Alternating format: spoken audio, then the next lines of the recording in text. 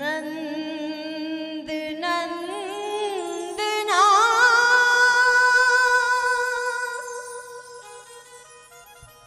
हिया चंदना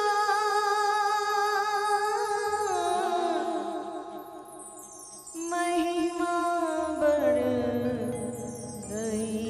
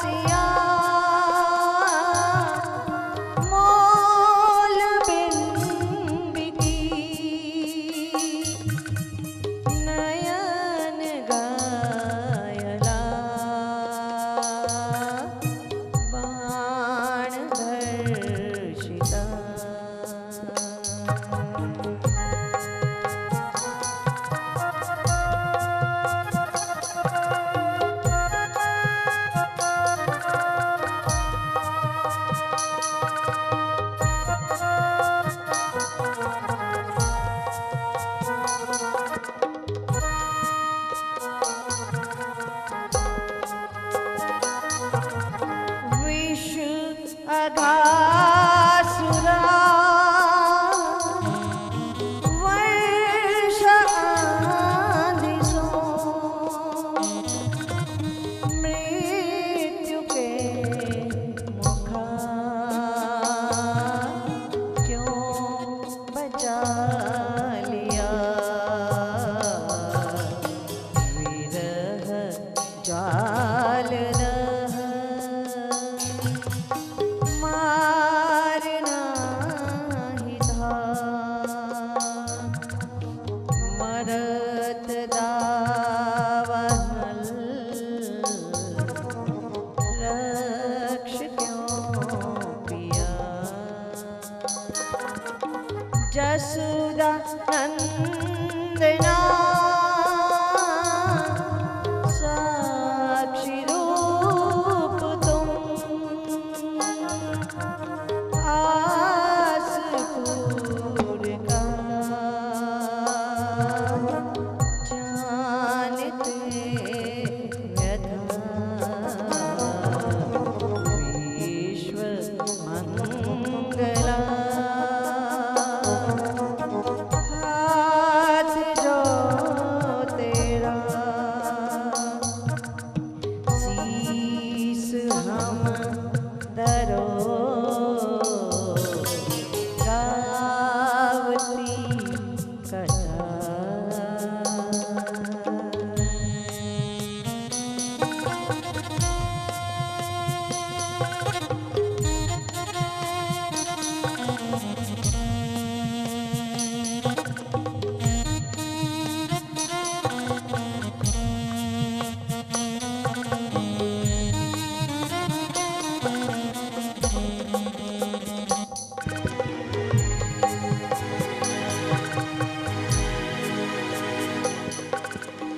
अब न रूठिए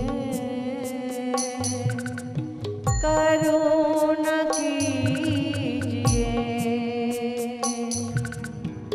अब लतर्षिता नैन दर्शना शोभा नीरदी चरण पंकजा हृदय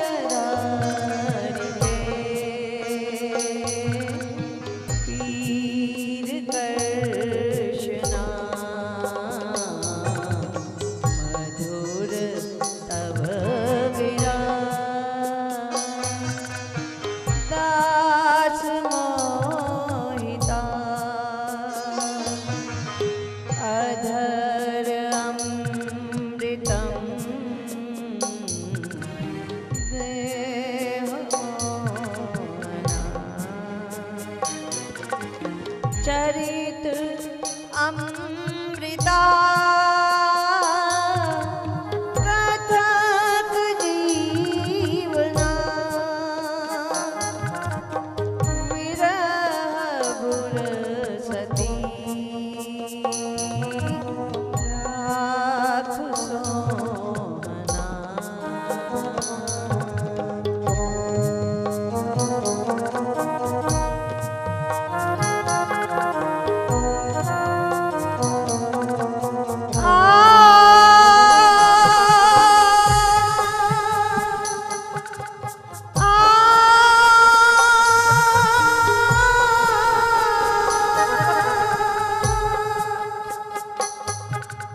मोहिना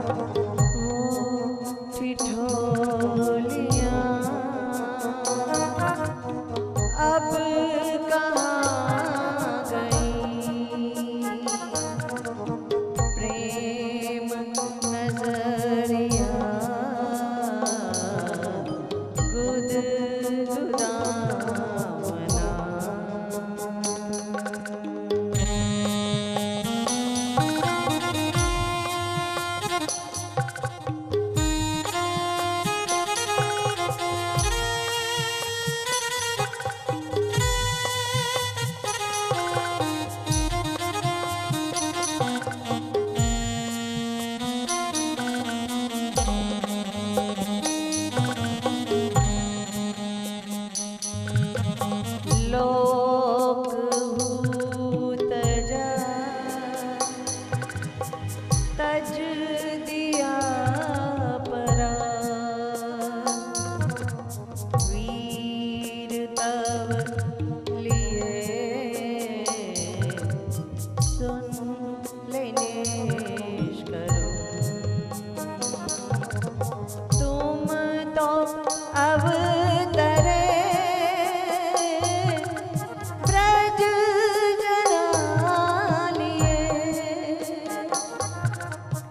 फिर भी क्रूरता तारी अपने मन चरण कोमला डरती उर धरे वक्षजा चुभन पीर ना तुम्हें कंठ का दरो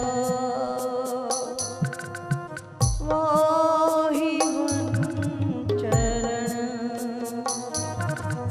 सीध हमरा मन किस को जा सीध हमरा मन किस को जा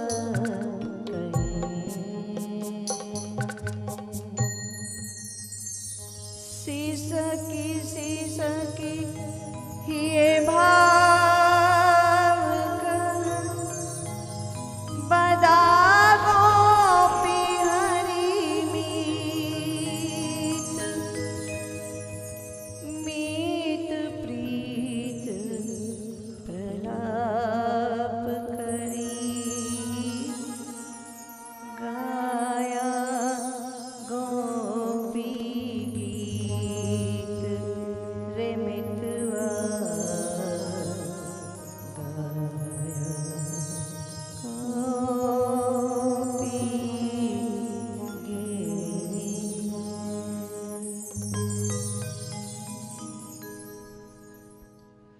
श्री राधे।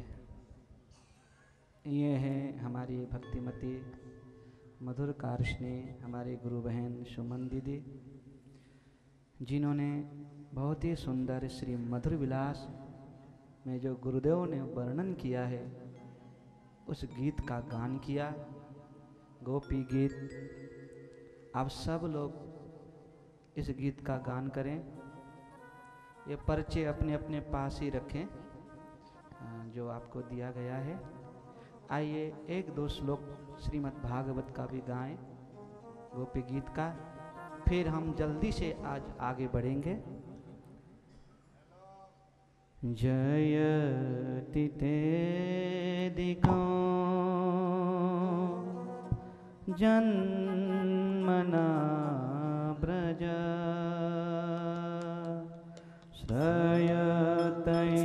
श्रयतैन्दिरा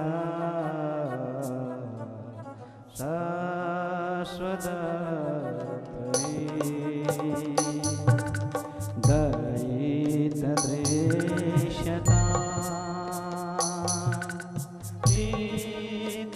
दीक्षतावका त्वयि धृता सवा त्वं विचिन्वते। इसी गोपी गीत को पूज्य गुरुदेव ने श्री मधुर विलास में हिंदी अनुवाद किया।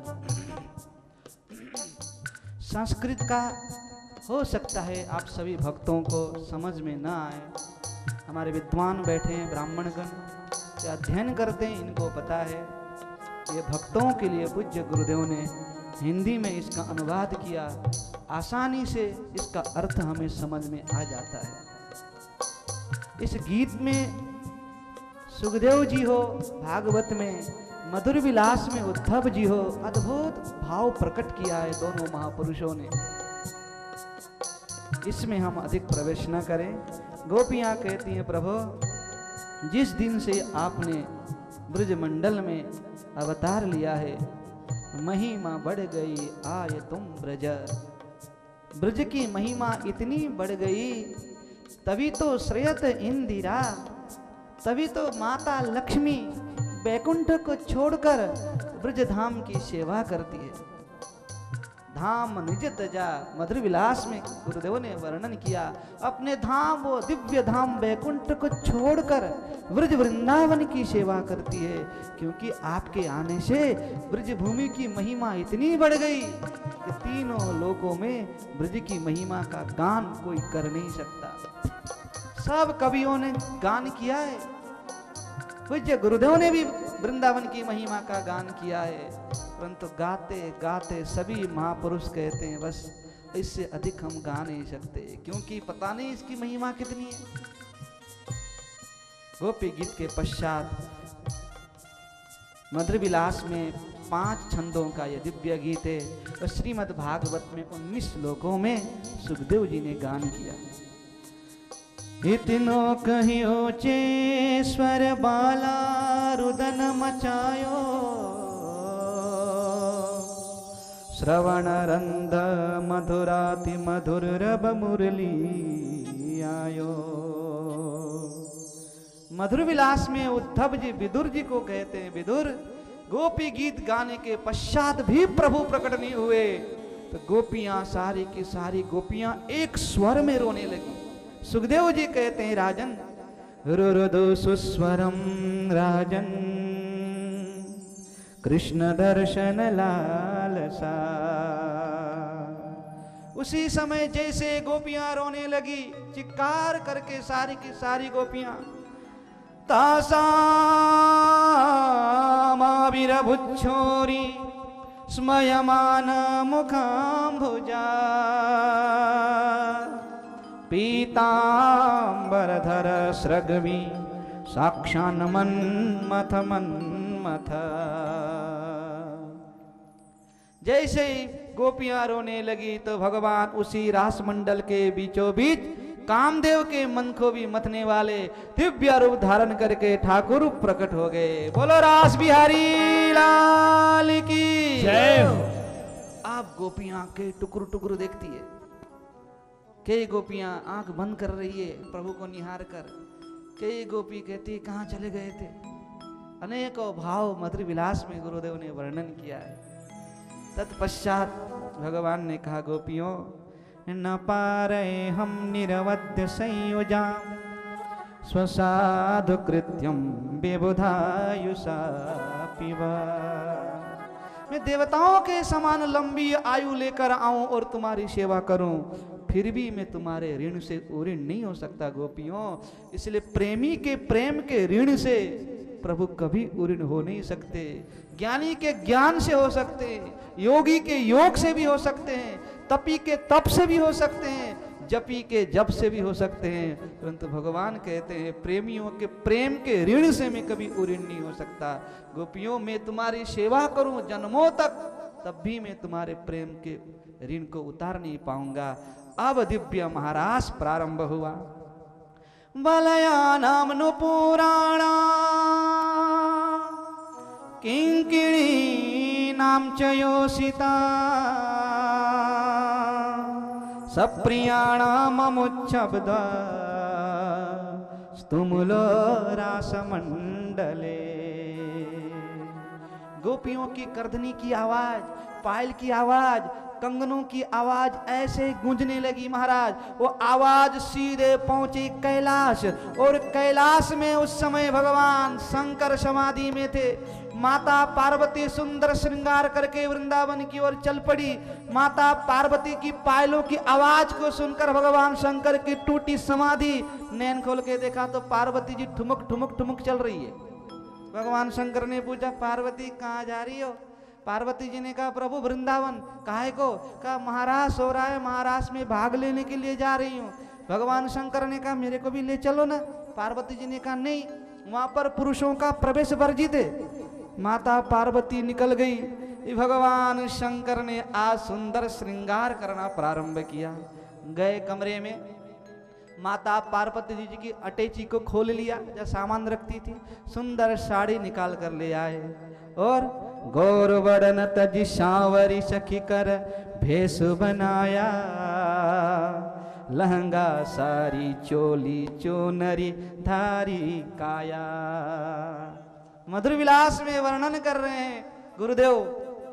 उद्धव जी कहते हैं विदुर जी, अरे बढ़िया श्रृंगार की गौर वर्ण के थे, आज सांवली सखी का रूप बनाया, लहंगा पहन ली, साड़ी चोली चुनरी सब धारण करके, सब आभूषण पूर जटा मुख घूंघट दीनो, नंदी सुततिय गणमो एकौ संगन लीनो।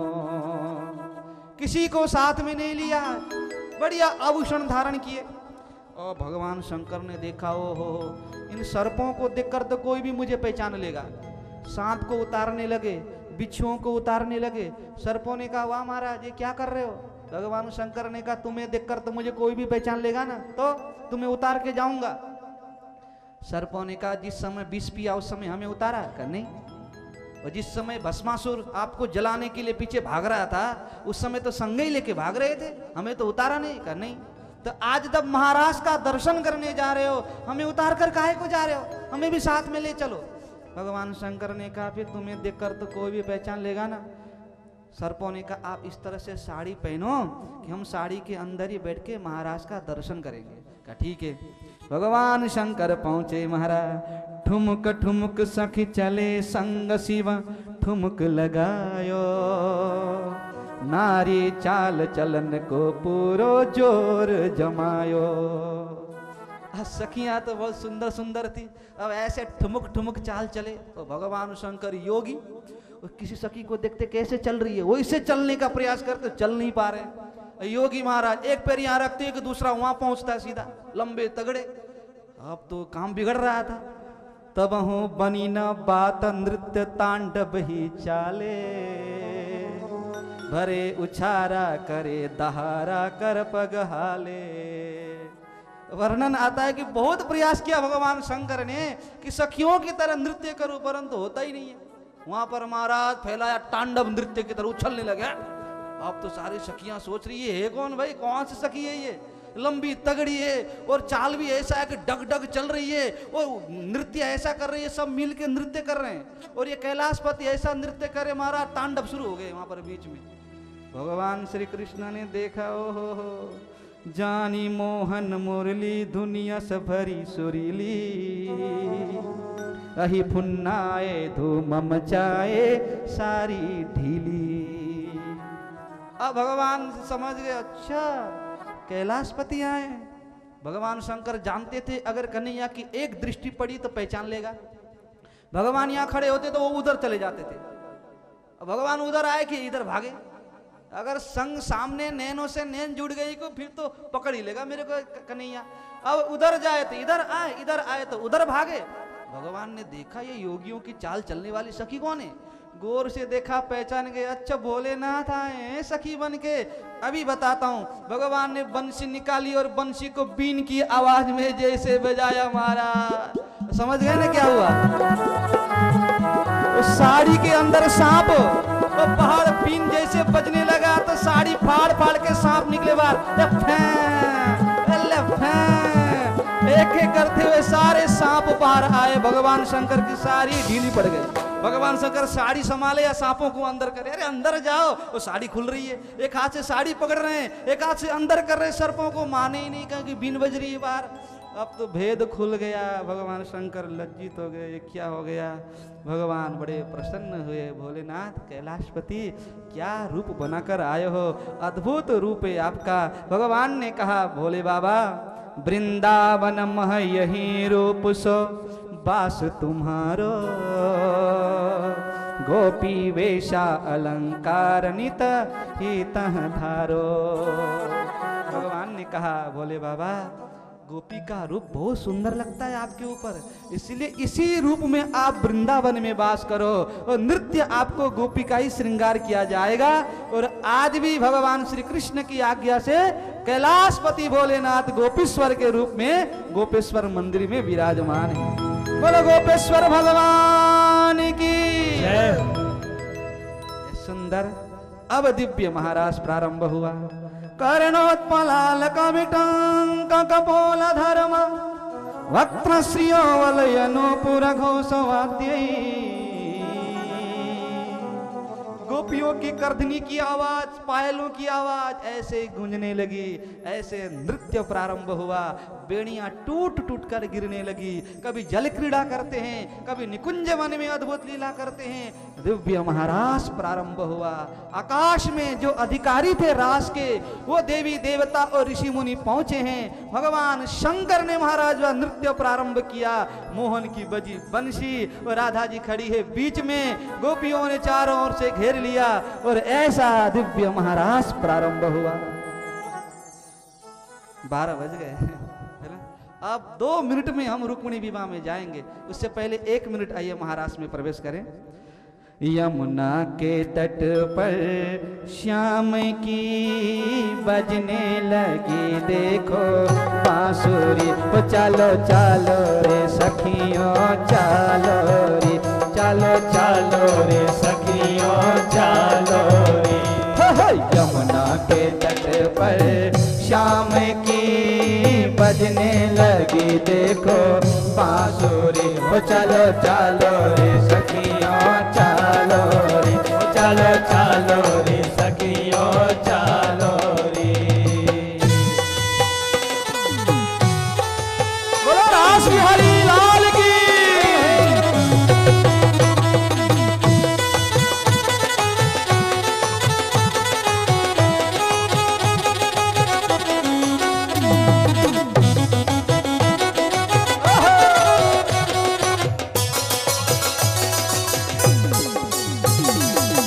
शीतल मंद चले पुरवाई, शीतल मंद चले पुरवाई।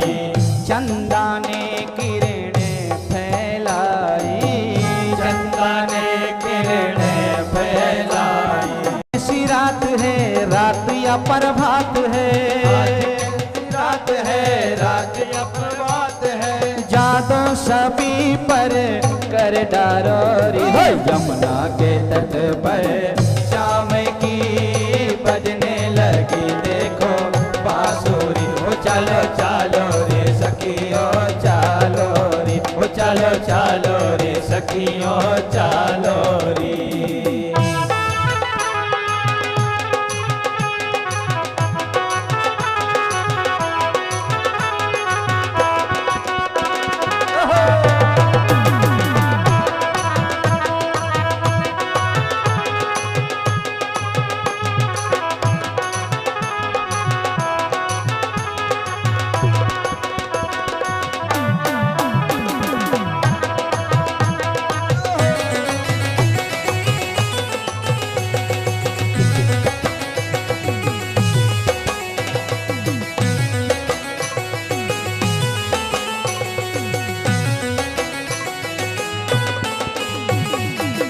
आज सजा कैसा नंद लाला, आज सजा कैसा नंद लाला। कितना सुंदर कितना प्यारा, कितना सुंदर कितना प्यारा। गोपियाँ लजाने लगी रूप फिर सजाने लगी, गोपियाँ लजाने लगी रूप फिर सजाने लगी। कारो भयो देखो गोरी। यमुना के तट पर श्याम की बजने लगी देखो बांसुरी। ओ चलो चलो रे सखियों चलो रे, ओ चलो चलो रे सखियों चलो रे।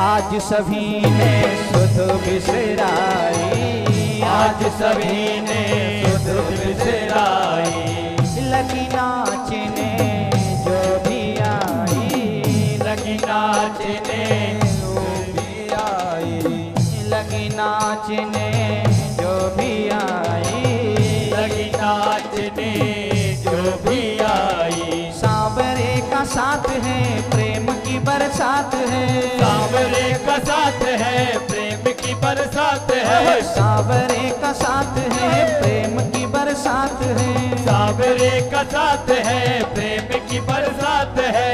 कण कण हुआ मतवारो रे, यमुना के तट पर शाम की बजने लगी देखो बांसुरी। हो चलो चलो रे सखियों चलो रे, हो चलो चलो रे सखियों चलो रे, यमुना के तट पर शाम की बजने लगी देखो बांसुरी। हो चलो चलो रे सखियों चलो रे, हो चलो चलो रे सखियों चलो रे, रास रचायो है, रास रचायो है, रास रचायो है, रास रचायो है, यमुना तट पे कान्हा रास रचायो है, यमुना तट पे कान्हा रास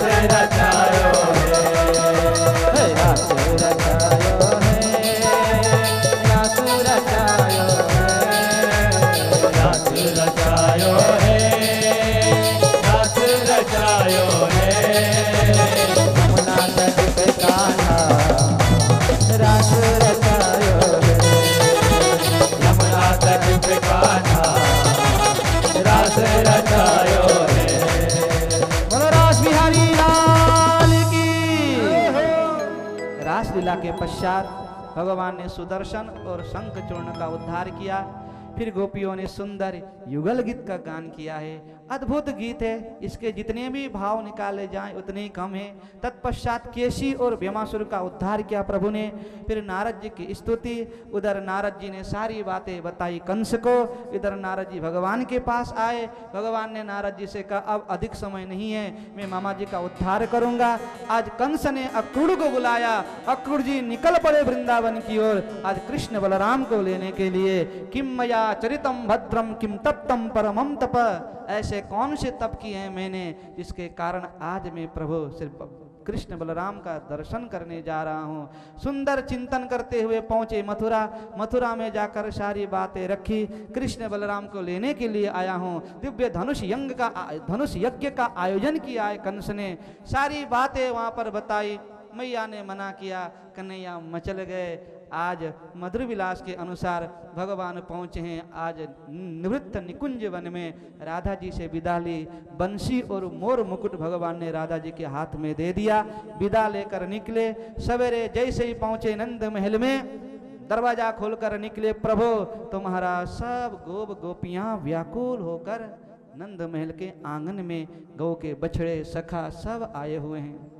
अहो विधाता स्तवन क्वचित् दया संयोज्य मित्र्य प्रणयन देहिना तान् साकृतार्थान् व्योनंश पार्थकं विक्रीडितं तीर्थकचेष्टितं यथा।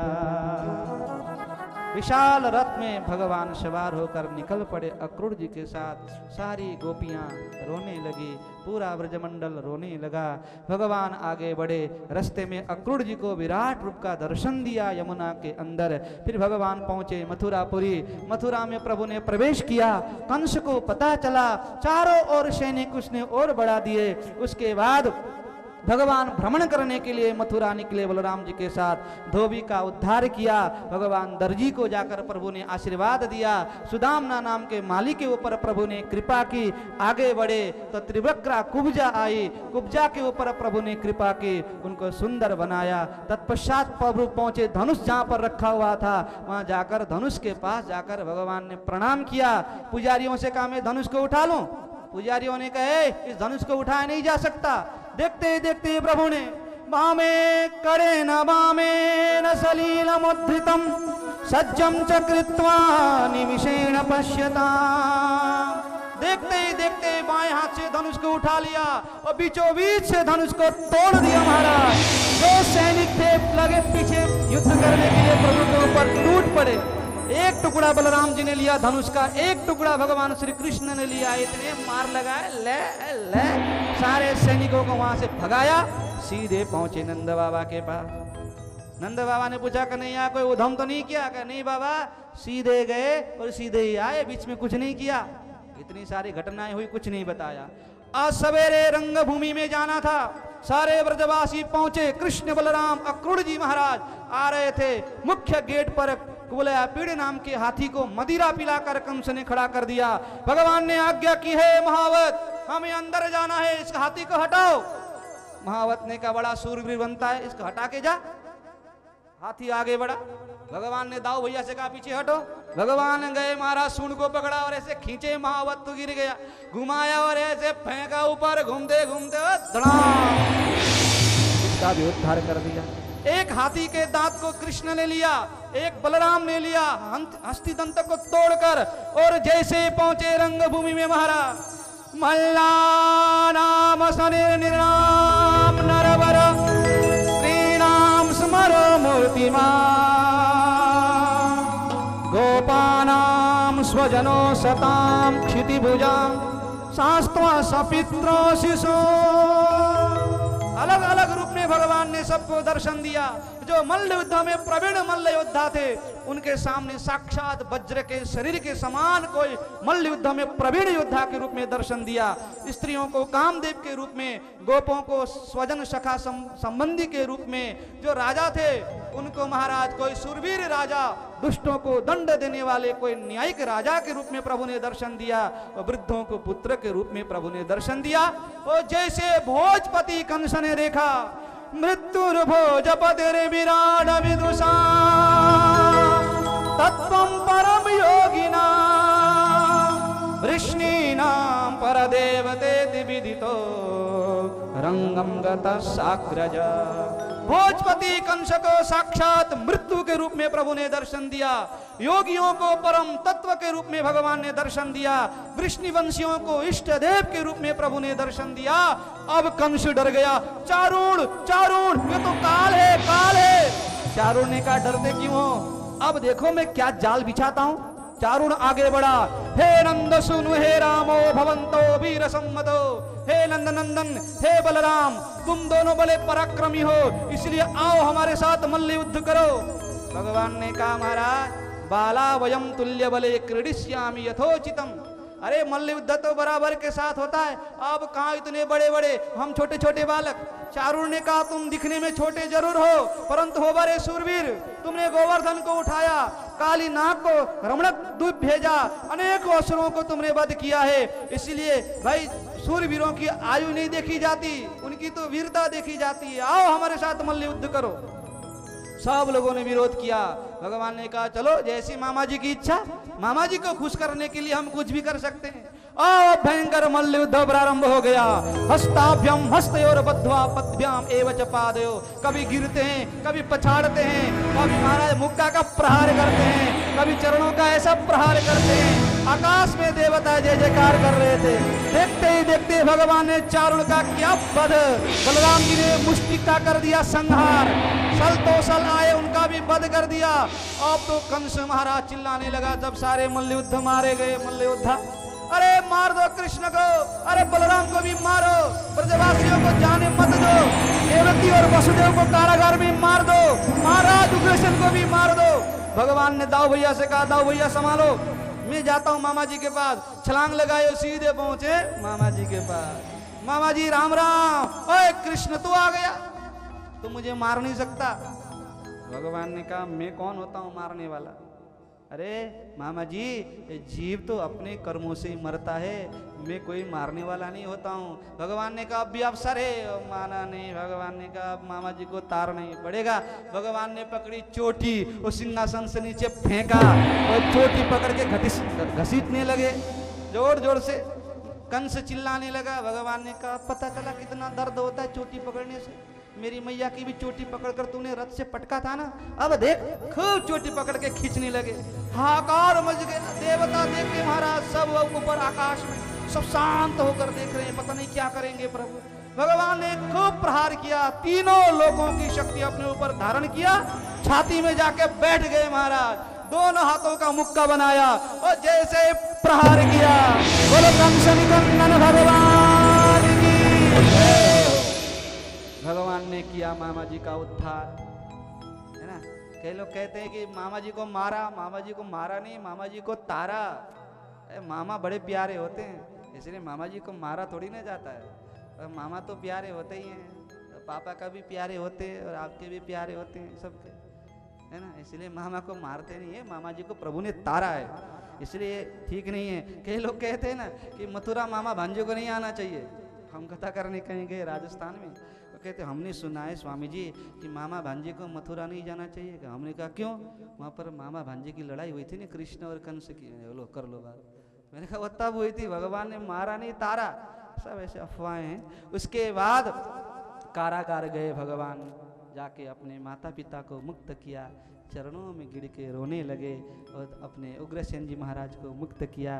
तो सिंहासन पर उग्रसेन जी महाराज जी को बिठाया। उसके बाद भगवान का यज्ञोपवीत संस्कार हुआ। वो भगवान यज्ञोपवीत संस्कार के बाद गुरुकुल में गए, कहाँ? अवंतिकापुरी उज्जैन सांदीपुनि मुनि के आश्रम में महाराज 64 दिनों में 64 कला को प्राप्त करके गुरु दक्षिणा में गुरुपुत्र को गुरु माँ को भेंट किया। वृंदावन आए, मथुरा आए और मथुरा से फिर उद्धव को भेजा वृंदावन। अद्भुत पावन चरित्र। भागवत में इतना रस नहीं है, इस चरित्र में है रस काफी है, उससे कई अधिक गुना श्री मधुर विलास में महाराज अद्भुत रस है। अगर गोपी उद्धव अच्छी तरह से समझना हो, गोपी उद्धव संवाद, तो आपको मधुर विलास से श्रेष्ठ दूसरा कोई ग्रंथ हो ही नहीं सकता। क्योंकि जो वर्णन गुरुदेव ने किया है गोपी उद्धव संवाद का श्री मधुर विलास में, शायद ही आपको कहीं पर मिले, पढ़ने को मुश्किल है, मिल नहीं सकता कहीं पर भी। अद्भुत विलक्षण भाव उसमें प्रकट किए हैं गुरुदेव ने। अब भगवान ने गच्छोद्धवा ब्रजम सौम्या पितृर्णो प्रीतिमावह गोपीनामद वियोगाधिम मत संदेश विमोचया। उद्धव को भेजा। उद्धव जी वृंदावन आए, ज्ञान लेके आए, ज्ञान का सागर लेकर आए थे मथुरा से। वृंदावन में ज्ञान का सागर को प्रकट करने के लिए आए थे, परंतु ज्ञान का सागर, प्रेम के सागर में गोता ही लगाता रह गया। महाराज वहां से निकल नहीं पाया, वो बड़े मुश्किल से प्रेम के गोता लगाकर निकल के गए। मथुरा जाकर फिर भगवान को सारी बातें बताई। बहुत ही अद्भुत पावन चरित्र है ये। तत्पश्चात कंस की 2 पत्नियां अस्ति और प्राप्ति अपने पिता जरासंध के पास रोते रोते गई। कृष्ण ने आपके दामाद को मार दिया, हमें विधवा बना दिया। जरासंध को आया क्रोध। जरासंध ने 17 बार 23 अक्षौणी सेना लेकर आक्रमण किया। भगवान ने उसको 17 बार परास्त किया। 18वें बार में जरासंध ने ब्राह्मणों को अनुष्ठान में बिठा दिया। इस बार जीत गया तो मालो माल कर दूंगा, हार गया तो सबको मार दूंगा। ब्राह्मणों ने भगवान को पुकारा, प्रभु आपको कौन हरा सकता है, हमारे प्राण संकट में हैं, इसलिए कृपा करो। भगवान ने बलराम जी को कहा, दाऊ भैया हमें भागना चाहिए। दाऊ भैया ने कहा हम क्षत्रिय हैं, भाग नहीं सकते। भगवान ने कहा मैं कौन सा भाग रहा था, वो ब्राह्मणों के प्राण संकट में है और हम तो ब्राह्मण भक्त हैं, और मैं अपने भगवान को मरते हुए कैसे देख सकता हूँ, क्योंकि भगवान ब्राह्मणों को इष्ट मानते हैं, इसलिए हम ब्राह्मण भक्त हैं, इसलिए अब हम यहाँ से भागना चाहिए हमें, हम ब्राह्मणों के प्राण को संकट में डाल नहीं सकते। दाऊ भैया मान गए। भगवान ने विश्वकर्मा को आदेश दिया, जाओ समुद्र से स्थान लेकर एक नगर का निर्माण करो। सुंदर नगर का निर्माण किया।